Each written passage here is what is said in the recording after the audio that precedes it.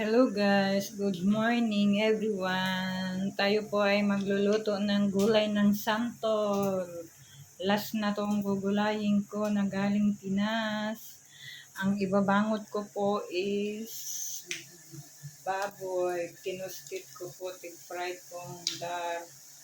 Kasi walang tinapa akong nakuha dito. Ito yung gata, napakarami. At ito yung aking bawang sibuyas, sili. At mayroon pang tuyo na malalaki. Isasama ko rin po para masarap. Ito ang aking menu today. Nagkaapaw na ang aking gata. Nag-aapaw-apaw na. Kailangan ng haluin para hindi umapaw ang gata. Ito ang aking recipe today.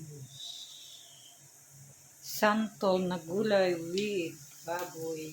Toasted na siya, masarap na siya. Ito yung santol.